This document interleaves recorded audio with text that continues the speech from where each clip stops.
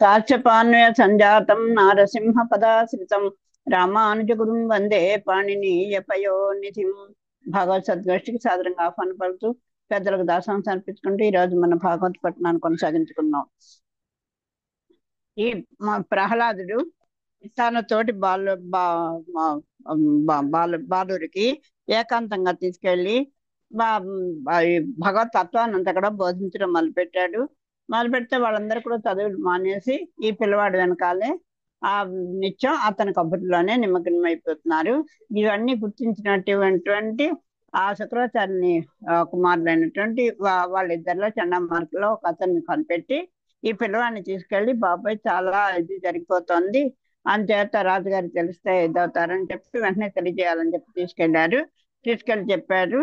చెప్తే ఇతను ఏం చేసినా సరే నీ కొడుకు ఎంత చెప్పినా సరే మనోవికాసం కోసమే నేను ఎన్ని మంచి మాటలు చెప్పినా అసలు వినిపించుకోవట్లేదు. చాలా దుడుకువాడు, దొండగీడు, ఇలా ఇతనికి నా వల్ల కాదు బాబు, అయినా ఇంత బుద్ధిహీనుడిని ఎలా కన్నావయ్యా అని చెప్పి మేము ఏం చెప్పినా సరే మందమదిలా తిరుగుతాడు. ఎప్పుడు ఎన్ని చెప్పినా సరే మళ్ళీ ఆ చక్రపాణి గురించే తిప్పి మళ్ళీ కబర్లు చెప్తాడు.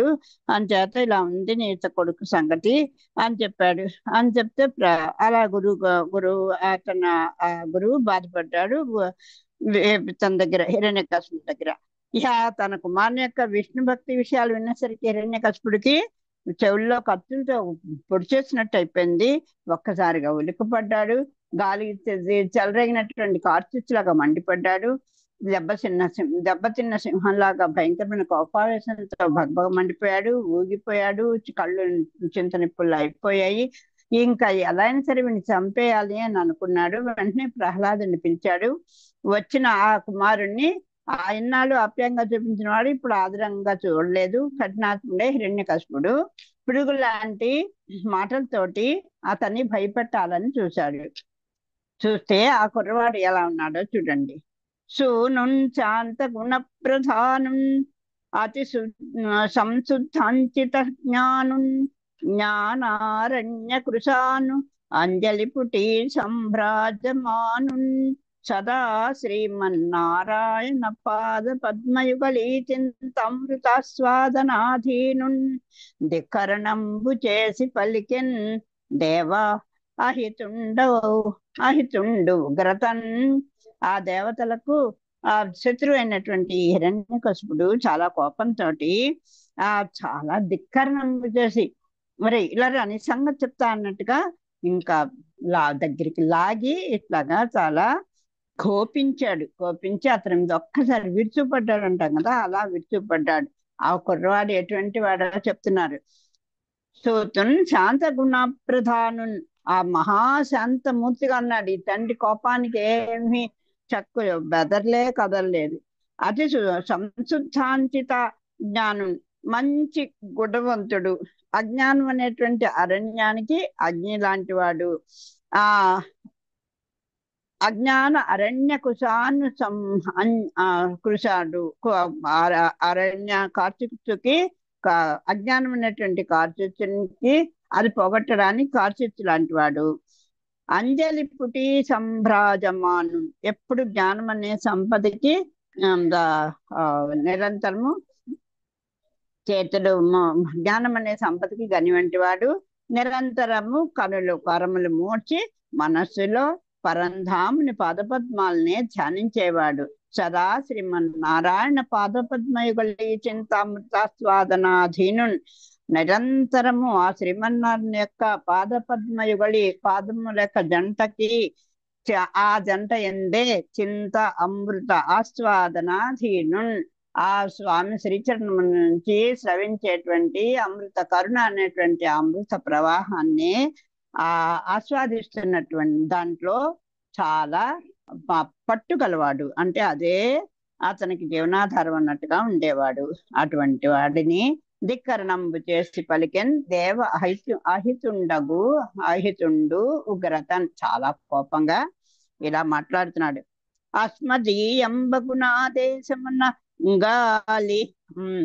గాని మిక్కిలి రవి మింట మెరయవరచు అన్ని కాలములందు అనుకూలుండై కాని విద్వేషి అయి గాలి వీగవెరచు మత్ప్రతాపానల మందీకృతార్చి అయి విచ్చలవిడి అగ్ని వెలుంగవెరచు అతి తీక్ష్ణమైన నా ఆజ్ఞనుల్లంఘించి సమనుండు ప్రాణముల్ సంపవెరచు ఇంద్రుడౌదల నా మ్రోగనెత్తవరచు అమర కిన్నర గంధర్వ యక్ష విహగ నాగ విద్యాధరావళి నాకు వరచు ఏల వెరవవు పలువా నీకేది దిక్కు. ఒరే తుంటరివాడ, ఏమిటి నువ్వు, నీకేది దిక్కురా, ఏం చూసుకొని ఇలా మిడిసిపడిపోతున్నావు అంటాను చూడండి. అలాగా నీ వేల వెరవు, అసలు నీకు భయం లేదా? ఈ సకల దిక్పాలకులు యక్ష గంధర్వ ఏంటి నాగులు కిన్నర్లు యక్షులు ఏంటి పక్షులు విద్యాధరులు, ఇంకా ఒక్కటేమిటి అన్నీ కూడా అవే కాదు. పోనీ అవైతే అల్ప ప్రాణులు, అవే తక్కువ శక్తి కలవావి అనుకోవచ్చు. కానీ ఈ సూర్యుడు వెలగాలంటే కూడా నాగి ఉంటేనే సూర్యుడు ఉదయిస్తాడు. అలాగే గాలి వెచ్చడం అనేది దాని సహజ గుణం అయితే దాన్ని కూడా నేను ఆగమంటే ఆగిపోవలసిందే. ప్రతాపానల మంది కృతార్థి అయి విచ్చలవిడిన అగ్ని వెలుంగ వెరచు. అగ్నికి మండే గుణం, దాన్ని ఎవరు ఆపలేరు. కానీ నేను ఆగిపోమంటే అది హాయిగా ప్రకాశించడానికి కూడా, తాను తేజస్సును కూడా చూపించడానికి భయపడుతుంది. అతి తీక్ష్ణమైన నా ఆజ్ఞను ఉల్లంఘించి ఎవరైనా సరే, యముడికి ప్రాణం తీసుకెళ్ళిపోవడం అనేది ఆయన కర్తవ్యం కదా. తన కర్తవ్యాన్ని కూడా నేను వీడికి చావుముడింది తీసుకెళ్ళి అమ్మగారు అంటేనే వస్తాడే. అలాంటి వాడి దగ్గర, అలాంటి నా దగ్గర నీవు ఎలా వెరవవు? అసలు ఏమి కించిత్ భయపడవే? ఏమి నీ ధైర్యం? నీకు ఎవడ్లా దిక్కు? ఎవడన్నా నీకు నాకన్నా ఉన్నాడా? ఏమిటి నీ ధైర్యం పలువా అని అలా ఎవరి అండ చూసుకుని మిడిసిపడిపోతున్నావు అంటారు చూడండి. అలా అడుగుతున్నాడు. ప్రజ్ఞావంతుడు లోకపాలకులు శుంభద్వేషులయ్యున్ మది ఆజ్ఞాభంగము చేయనోడుదురు రోషాపంగ దృష్టిన్ వివేక జ్ఞానచ్యుతమై జగత్రితయమున్ కంపించు నీవు ఇట్టితో నా ఆజ్ఞోల్లంఘనమెట్లు చేసితివి సాహసం కారతన్ దుర్మతి. ఏమిటి, నా ఆజ్ఞను ధిక్కరించడానికి నీకు ఎంత ధైర్యం రా? నా మాటను కాదనేటువంటి అహంకారంతో కూడినటువంటి ఓ దుర్మతి, అంతేంటి ఏదో అహంకారంతో చలరేగిపోతున్నాడు, వీనెవడికి చెప్పేవాడు లేడు అన్నట్టు మాట్లాడుతాం కదా. అలా ఉన్నావు నీవు. ఇట్టితో ఈ విధంగా నా ఆజ్ఞా ఉల్లంఘనాన్ని ఎలా చేస్తున్నావు నువ్వు? నీకు ఎంత ధైర్యం వచ్చింది అని అడుగుతున్నారు. నేను ఎలాంటి వాడిని అనుకుంటున్నావు? ప్రతాపవంతుడైన గొప్ప గొప్ప దిక్పాలకులు నాకు శత్రువులైనా కూడా భయపడి నా మాటలు దవదాటరు. ఎంత చాలా ప్రతాపవంతులే గొప్ప గొప్ప దిక్పాలకులు, వాళ్ళు కూడా నాకు శత్రువులైనా సరే కూడా భయపడి నా మాటని దవదాటరు. నేను కోపంతో కడగంట చూశానంటే వివేకం విజ్ఞానం కోల్పోయి ములోకాలు కల్లోలమైపోతాయి. నేను ఇలా కడగంటి చూపుతో ఒక్కసారి ఈ కనుక చివరిని కనుక ఒక్కసారి అటువైపు అలా సంకల్పంతో తల్లి ఎలా అయితే చేస్తుందో వీళ్ళకి అంత పౌరున్నట్టు చెప్తున్నాడు.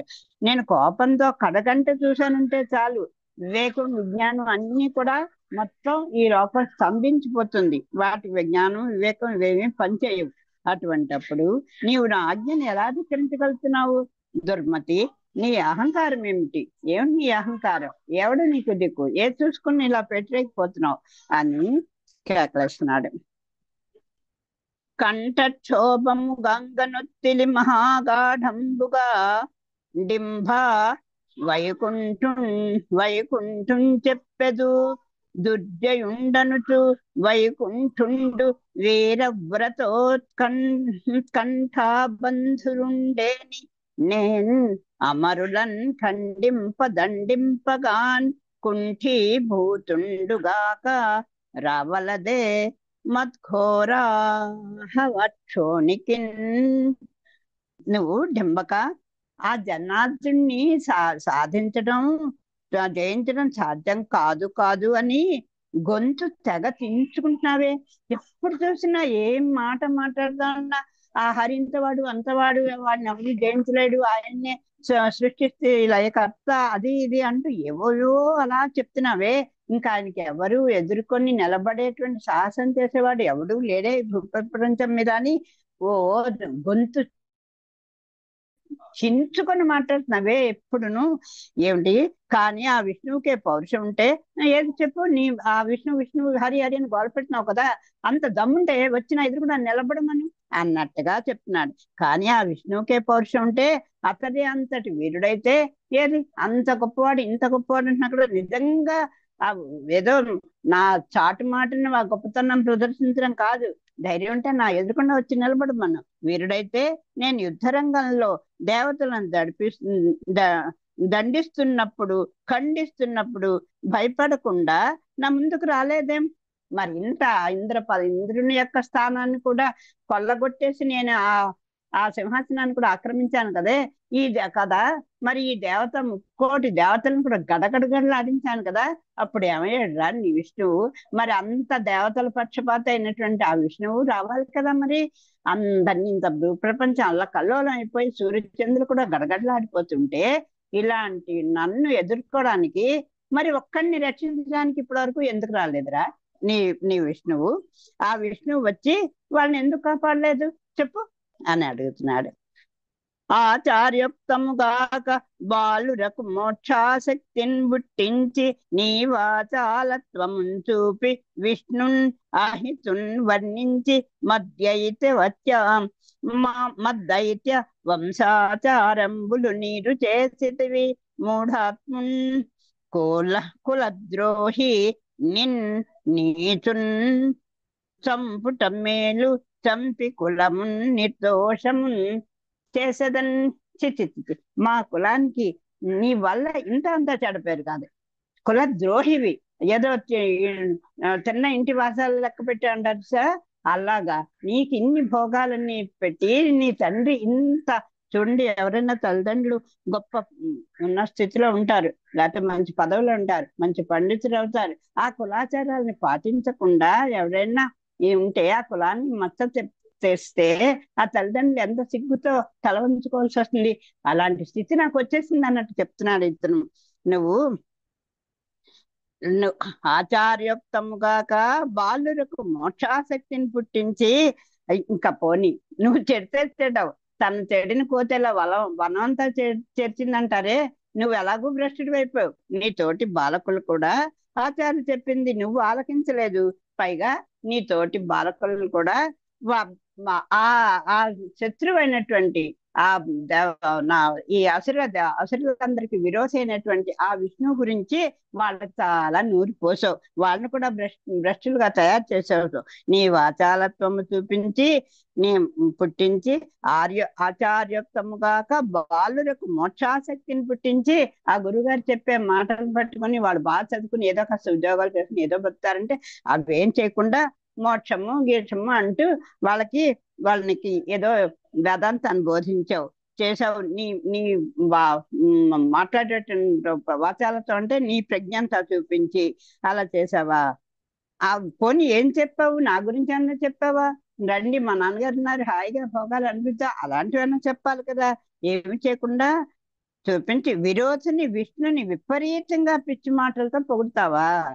మన రాక్షస వంశ సంప్రదాయాలన్నీ బూడిద పాలు చేసావు. నీవు కుల ద్రోహివి, మూఢుడివి, నీచుడివి. నీ వంటి వాడిని చంపడం చాలా మంచిది.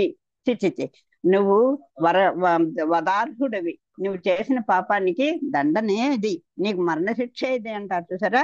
అలాగా నువ్వు కులద్రోహివి, మూఢుడివి. ఒక చెప్తే వినవు, నీకు తెలియదు, వట్టి మూర్ఖుడివి, నీచుడివి. నీ వంటి వాడిని చంపడం మంచిది. నిన్ను చంపి పోలే పోతపోయాడు. ఇంకా ముగ్గురు ఉన్నారు కదా, పోతే ఒకడే చస్తావు అనుకుంటాను నేను. నా కులానికి వచ్చే మచ్చని నేను తుడిచేసుకుంటాను నిన్ను సంహారం చేసి అని చెప్తున్నాడు.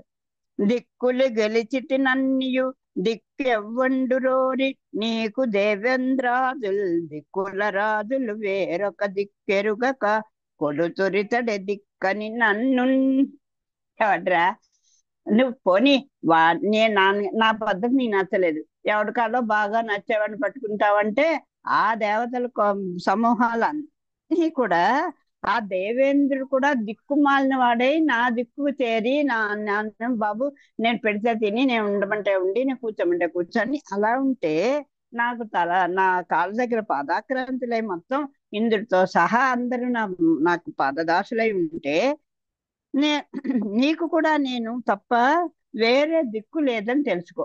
ఇక వాళ్ళని పట్టుకుంటాం పోన్లే, విష్ణువుకు ప్రీతి అయినటువంటి ఆ దేవతలు ఎవడో ఒకటి పట్టుకుందాం అంటే అక్కడ ఇంద్రుడితో సహా అందరూ నాకు దాసులైపోయారు.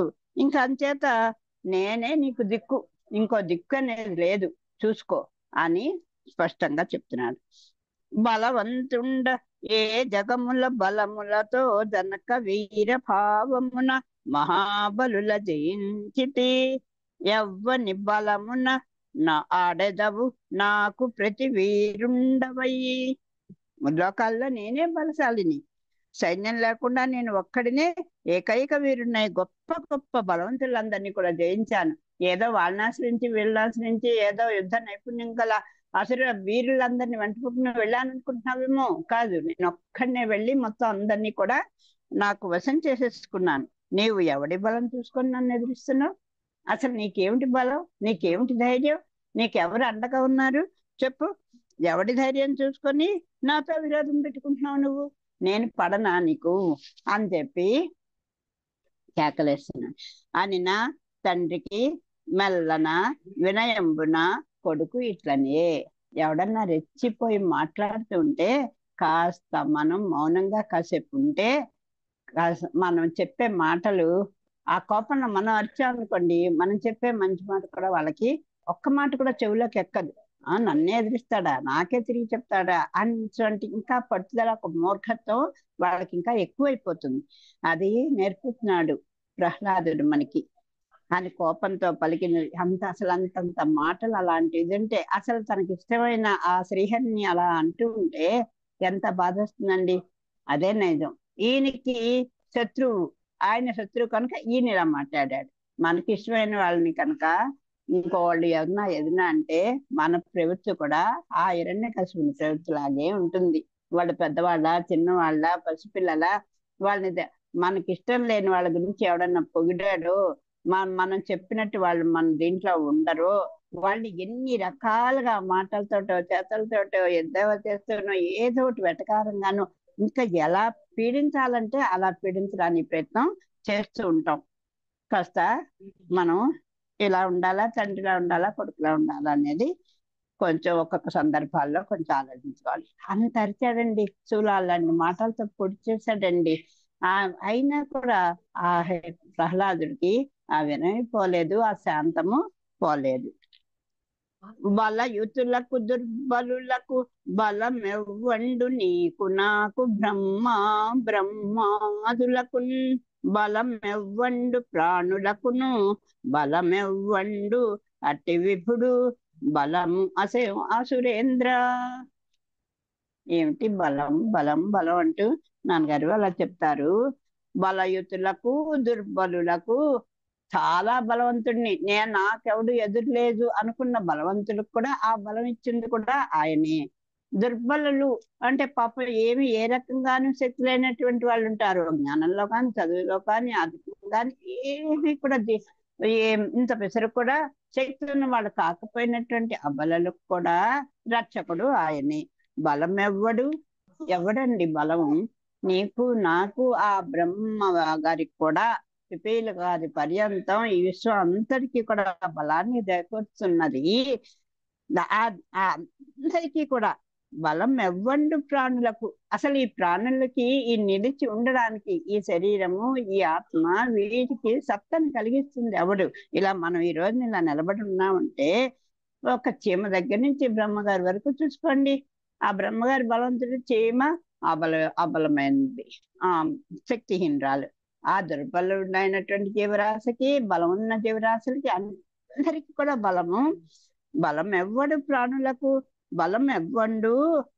ఎవరైతే వీళ్ళందరికీ బలమై నేనున్నాను అని ఒక ఊతగా నిలబడి ఉన్నాడో అట్టి విభుడే బలము.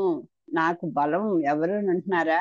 మీకు, నాకు, బ్రహ్మాది దేవతలకు, సకల జీవరాశులకి ఎవడు బలం కలిగిస్తున్నాడో అటువంటి బలుడే నా విభుడు అసురేంద్ర అని గుర్తుపెట్టుకోండి అని చెప్తున్నాడు. దానవేంద్ర, లోకంలో బలవంతులకు బలహీనులకు ఎవడు బలము? నీకు, నాకు, బ్రహ్మాది దేవతలకు ఎవడు బలము? సమస్త ప్రాణికోటికి ఎవడు బలము?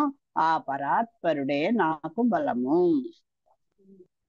దిక్కులు కాలముతో ఏ దిక్కున లేకుండున్, కలుగు దిక్కుల మొదలై దిక్కుగల లేని వారికి దిక్కయ్యడు వాడు నాకు దిక్కు మహాత్మా. అది దిక్కులు అంటే దిక్కులకి, కాలముతో కాలానికి అంటే ఈ ఈ దిక్కులు అంటే ఈ భూమికి కానీ కాలానికి కానీ ఎవడైతే అతీతుడై ఉంటాడో కాలాతీతుడు, అలాగే ఈ ప్రపంచంలో నడుస్తున్నటువంటి వీటికి ఈ ఈ ఈ ప్రదేశాలకు కానీ కాలానికి కానీ వీటి అన్నిటికీ కూడా ఏ దిక్కున లేకుండుట అంటే దిక్కులకు కాలానికి కూడా అతీతుడైన వాడు ఎవడో, దిక్కులకు దిక్కైన వాడు ఎవడో, అసలు ఈ దిక్కులు, ఆ మూలలు, అలాగే సూర్యచంద్రులు, ఈ సమస్తం ఇలాగ నడుస్తోంది అంటే వాటన్నిటికీ దిక్కైన వాడు ఎవడో, ఆధారం ఉన్న వాళ్ళకి ఆధారం లేని వాళ్ళకి ఆధారం ఎవడో ఆ అచ్యుతుడే నాకు ఆధారము అని చెప్తున్నాడు. దిక్కులు కాలముతో ఏ దిక్కున లేకుండున్, కలుగు దిక్కుల మొదలై దిక్కుగల లేని వారికి దిక్కయ్యేడి వాడు నాకు దిక్కు మహాత్మా. ఈ దిక్కులకి కాలానికి ఈ దిక్కుల యొక్క సంచారానికి అన్నిటికీ కూడా ఎవడు దిక్కున్న వాడికి దిక్కు లేని వాడికి అందరికీ కూడా దిక్కు లేని వారికి కూడా దిక్కైనటువంటి వాడే నాకు దిక్కు అని దకార ప్రస్థ చక్కగా చెప్తున్నారు. దీంట్లో కాల రూపంబులన్ క్రమ విశేషంబుల అలకు గుణాశ్రయుండైన విపుండు సత్వ బలేంద్రియ సహజ ప్రభావాత్ముండై వినోదంబు నాఖిల జగమున్ కల్పించు రక్షించు ఖండించు అవ్యయుండు అన్ని రూపములందు అతడు గలడు. చిత్తము సమముగా చేయుము మార్గము తప్పి వర్తించు చిత్తంబు కంటే వైరులెవ్వరు చిత్తంబు వైరిగాక చిత్తమును నీకు వశముగా చేయవయ్యా. మదయుతాసుర భావంబు మానవయ్యా అయ్యా నేమ్రోల మేలాడరయ్యా జనులు. అది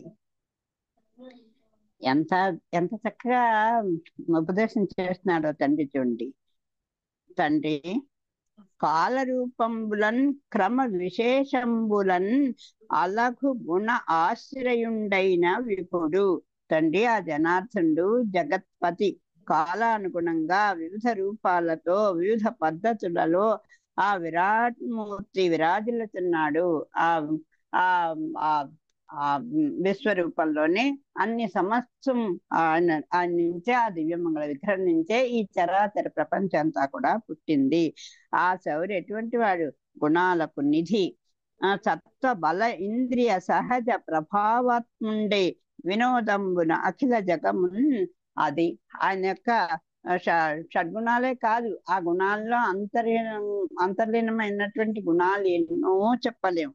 అలాంటి ఆ గుణాలన్నిటికీ ఒక నిధి. నిధి అంటే కావాల్సినప్పుడు ఎవరికి ఏది కావాలంటే దాన్ని అందించేవాడు. ఆ చతుర్భుజుడు తన సత్వ బల పరాక్రముల ప్రభావంతో వినోదంగా ఒక హేళలాగా ఆ అమ్మకి ఆనందాన్ని కలిగించడానికి అన్నట్టుగా చెప్తారు పెద్దలు.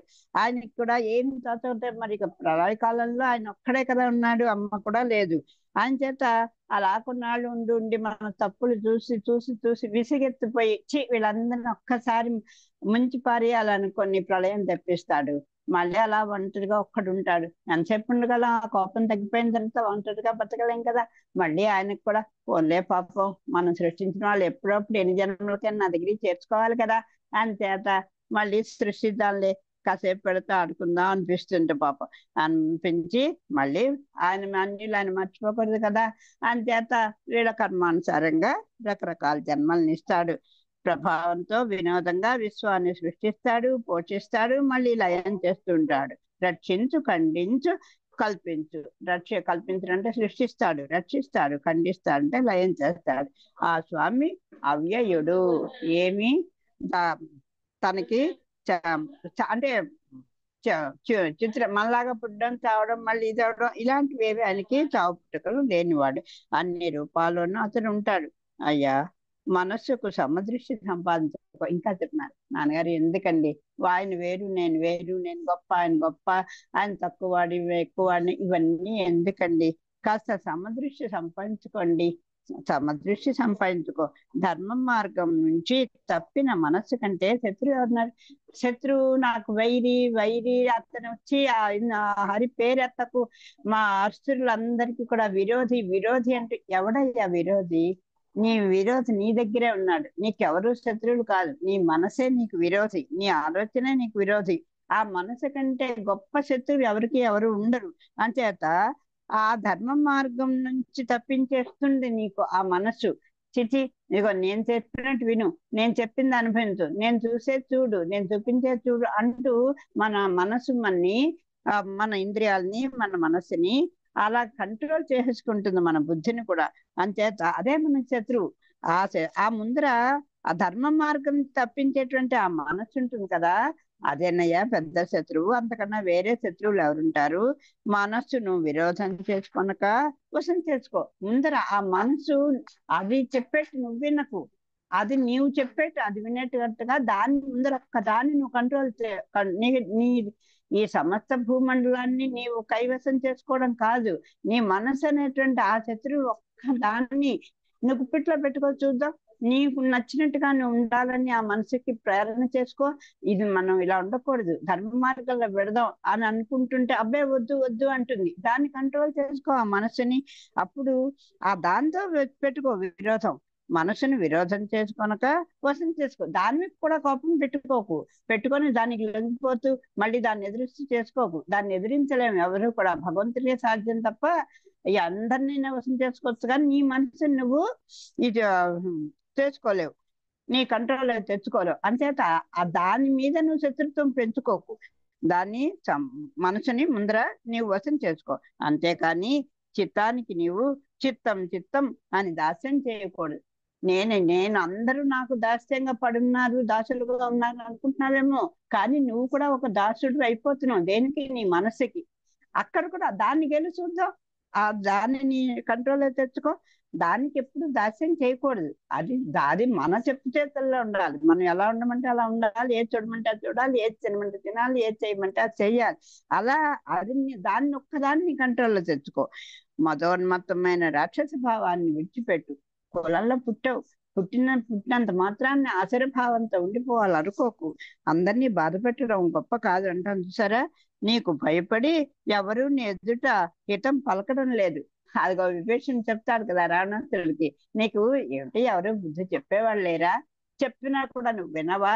అలాగా అంటాడు సార్. నీకు తొత్తి పలికి నీ కాకపట్టి నీకు ఇష్టమైన మాటలు మాట్లాడే వాళ్ళు ఎంతమైనా ఉంటారు, కానీ నీకు మంచి మాటలు చెప్పేవాళ్ళు అసలు దొరకరయ్యా తండ్రి అని అన్నకి చెప్తాడు. అలాగా ఈయన చెప్తున్నాడు, నీకు భయపడి నీకెవరు ఎదురు చెప్పట్లా. ఇప్పుడు నేను నీకు చెప్పినట్టుగా నువ్వు చేస్తున్న పని అధర్మము. నీ మనసును నువ్వు ముందర కంట్రోల్ చేసుకో. ఎవరి మీద కక్ష పెట్టుకోకు. నీ శత్రువు నీ మనసులో నీలోనే ఉంది, దాన్ని జయించు. ఇలా ఎవడంత ధైర్యంగా చెప్పగలరు మహారాజుకి? అంచేత అందరూ భయపడిపోయి నీకు మేలుని కూర్చే మాటలు చెప్పట్లేదు తండ్రి. అందరూ నీ మనసుకు ప్రియమైనదే చెప్తున్నారు, కానీ హితమైనది చెప్పటం లేదు. అది మంచి స్నేహితుడైతే, మంచి మార్గంలో మన శ్రేయస్సుని కోరిన వాడైతే అవతల వాడికి కోపం వచ్చినా సరే ఓ మంచి మాట అవసరమైనప్పుడు చెప్పగలగాలి. తల్లిదండ్రులు కూడా అంతే.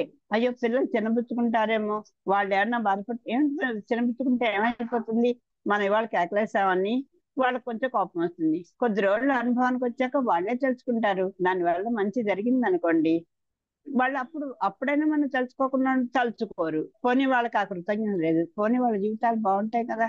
మనం ఈ రోజు ఒక మాట పడితే పడ్డాం, మన మీద కోపం పెంచుకుంటే పెంచుకుంటారు, ఏమైతే అవుతుంది. అవసరమైన చోట మనం కూడా ధైర్యంగా పిల్లలకి చెప్పాలి, పెద్దవాళ్ళకి మనం అన్యాయంగా చెప్పాలి. ఇలా కాకుండా అలా అయితే బాగుంటుందేమో ఒకసారి ఆలోచించి చూడండి. ఒకసారి పెద్దలకు కూడా ఆలోచన రాకపోవచ్చు, వయసు ఉన్నంత మాత్రాన్ని వాళ్ళకి అన్ని పరిపక్వత వస్తుంది అనుకుందుకు లేదు. ఒకవేళ కాలానుమాన పరిస్థితులు బట్టి ఇప్పుడు ఇలా కాదు అలా అని కొంచెం నచ్చ చెప్పుకొని చేసుకోవడం మంచిది. అందరూ నీకు ఇష్టమైన మాటలు చెప్పేసి అందరూ నీకు వశపడిపోయినట్టు కనపడుతున్నారు, కానీ అంతమంది నీ వల్ల బాధపడుతున్నారో తెలుసా తండ్రి. నీ మనసును నువ్వు మార్చుకో. ఇలా నాలాగా హితం చెప్పేవాళ్ళు ఎవరు నీకు ధైర్యంగా చెప్పేవాళ్ళు లేరు అని తండ్రి చెప్తున్నాడు.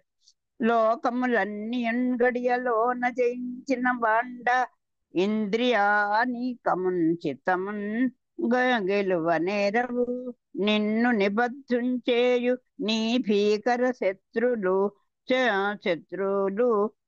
ఆరురన్ ప్రభిన్నులన్ చేసిన ప్రాణి కోటిలో నీకు విరోధి లేడొకండు. నేర్పున్న చూడుము దానవేశ్వరా. నువ్వు తండ్రి అందరినీ చేశాను, అందరినీ జయించేశాను, అందరినీ చేశాను అంటున్నావు, కానీ ఒక్క విషయంలో మాత్రం నువ్వు ఓడిపోయావయ్యా. నువ్వు అది మాత్రం గుర్తుంచుకోలేకపోతున్నావు. లోకాలన్నీ క్షణంలో నువ్వు జయించేసావు, కరెక్టే, నాకు తెలుసు, అది చూస్తున్నాను. కానీ నీలోని మనసును ఇంద్రియాలను గెలవలేకపోయావు. చూసావా, నీ ఇంద్రియాలని నువ్వు గెలవలేకపోయావు, నీ మనస్సును కూడా నువ్వు గెలుచుకోలేకపోయావు. అక్కడ మాత్రం నువ్వు ఓడిపోయావు. అది వాటి ముందు నువ్వు ఓడిపోయావు. నిన్ను కామ క్రోధ లోభ మోహ మద మాత్సర్యాలు అనేటువంటి 6 శత్రువులు నిన్ను బందీ చేశాయి. నువ్వు కూడా బంధింపబడ్డావు, నీకు తెలియట్లేదు. చూసావా అని చెప్తున్నాడు. ఈ కామము ఉంది, క్రోధము ఉంది, లోభము ఉంది, మోహం ఉంది, మత మాత్సర్యాలన్నీ కూడా ఈ అరిషడ్ వర్గాలు నిన్ను బందీగా చేసేసాయి.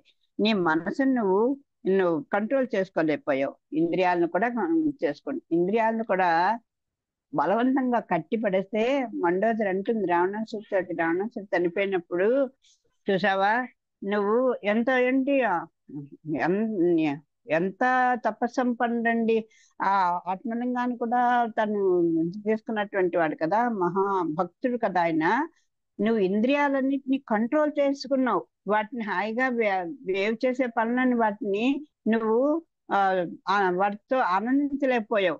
అంత బంధించేయడం చేత ఇప్పుడు అవన్నీ కూడా నీకు ఎదురు తిరిగాయి, నీకు మరణానికి కారణం అయ్యాయి పాప అక్కడ.